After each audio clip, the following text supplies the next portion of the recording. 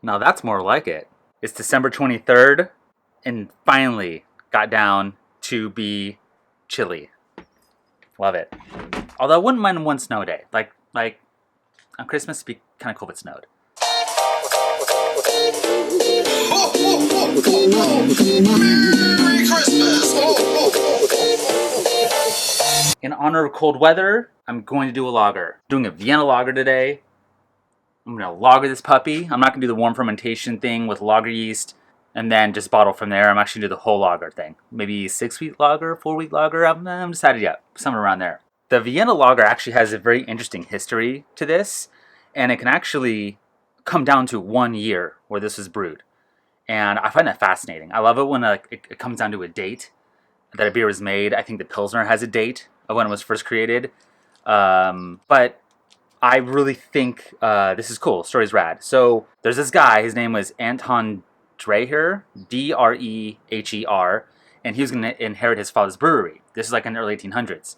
But he was too young then. I think his dad died when he was like 10. So instead of inheriting it right away, he traveled around and learned how to brew. And he went to England and all sorts of places. He didn't just stay in the Vienna area.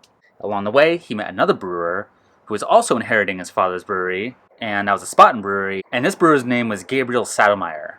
Could be saying that totally wrong also. But he and this dude, Anton, became friends, traveled around, and actually learned about these styles the English were doing, which was around that time. The way of kilning malts was different. Instead of doing it all over fire and smoke and all that stuff, they did it with hot air more. And that became a better way to kiln your malts. That's the way also they got some darker malts without getting too much of the smoke. They brought that back. Anton did it first. He then kilned his own malt, which he called Vienna malt, and created the first Vienna lager in 1841. And he called it the Vienna type lager, or something in that realm. The other dude, Gabriel, was like, hell no, I'm not being outdone by my buddy. I'm going to make one also. And he created the Marzen. And the Marzen, the Munich Marzen, I guess, was probably the proper term for it. He actually dubbed it as a Munich lager done in the Vienna style. That's originally how he made it. But regardless, the Marzen style took off a lot more than the Vienna style. And Oktoberfest was born from there. So that kind of was its own offshoot.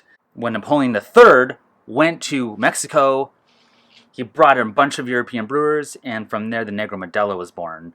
And from, that was a huge burst on the scene for the style.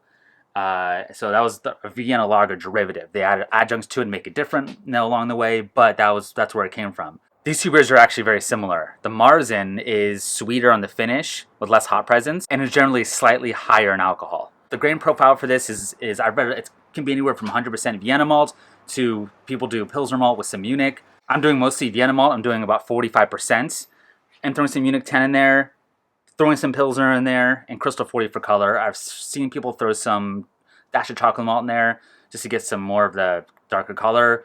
My SRM is going to be lighter. My SRM is closer to 11. The high end of the style is 16. The hops are just going to be a charge of Nugget at bittering, and then I'm going to do Spalt at the end. And the IBU I'm going for is about 30 or so. And the yeast I'm using is the, what am I using? Something I haven't had before. Let me pull it out. Where is it? What did I do with it? It is the White Labs WLP 838. And this is the Southern German lager yeast. Never used it. Heard it has a clean fermentation, clean flavor profile. I use 2124 a lot from Y yeast, but I want to try this out. And I was thinking, when I was formulating this recipe, I was like, man, would that be so cool if Santa had a workshop that was just dedicated to beer. He had his own brewery in the North Pole. I think lagers would be great up there. The elves were his, brewers and stuff. What a great brewery to work at. It'd be amazing.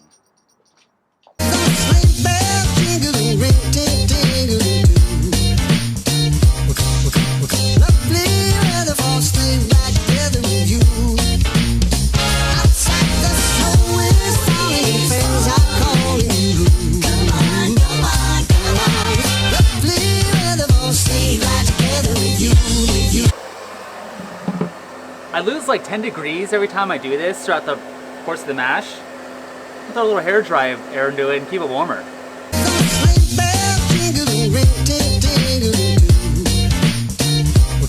Let's see how it held doing the hair dryer. Well, it still dropped 10 degrees, but maybe it was better. I'm going to do something different this time. I'm not really going to do a Vorloff. I'm going to do like just a quick one here. I was listening to the Brewlosophy's podcast recently, and the main guy, Marshall, I think his name is, was saying that he doesn't really Vorloff and hasn't really noticed the difference when I've done their experiments. So I was going to do like a quick little one here to get any like the big particulates out and just start running off. I'm also going to do a cold sparge. I have pretty thin match right now. I'm at like 2.2 quarts per pound of grain in my water. So I'm just when I get like an inch above the grain bed of my runoff here, I'm gonna add a little bit of just distilled water as like a sort of fly sparge until I get to my volume. For this can be done. I've heard that the no sparge or the cold sparge doesn't really affect your gravity too much. I've done it in the past and it has. So we'll see. We'll see.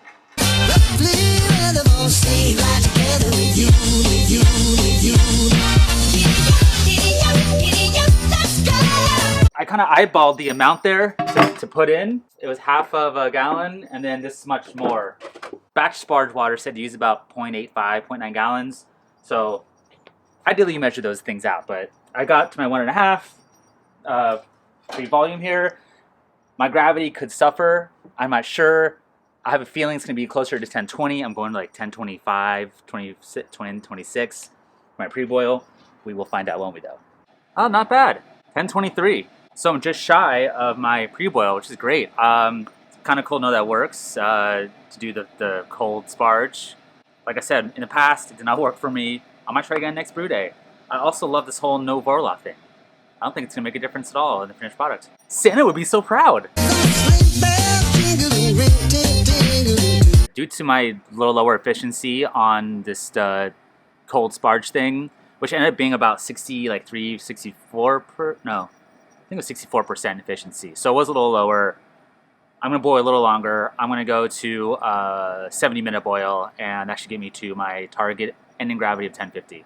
But that adjusted gets my IBUs to 31, which was like 27 before, or 26 I think it was. Color went from 11.5 that's down to 12.5, and that's it. So those are the only two little things that changed. I'm starting my timer for 10 minutes after the boil starts, then my 60-minute addition, and then the rest is the same.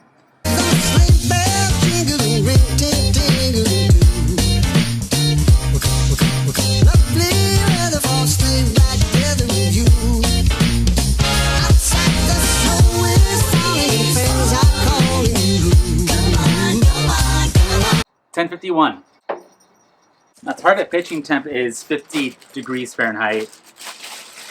Load this up with ice. I have to pick it up and swirl the wort around the wort chiller till it's down faster. Alright, I'm pretty much there. I like it there, 52.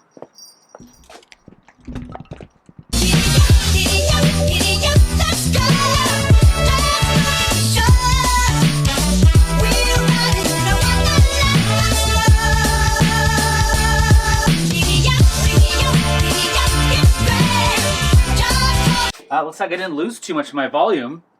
A gallon's there, so I lost like hardly any.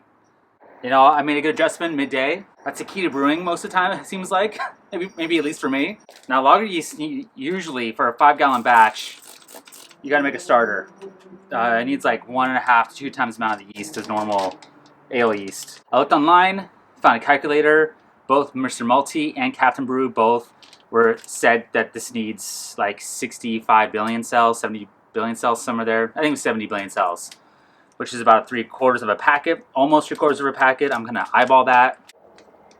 Okay, yeah, that's about 3/4 of the packet. Give it a nice swirl here.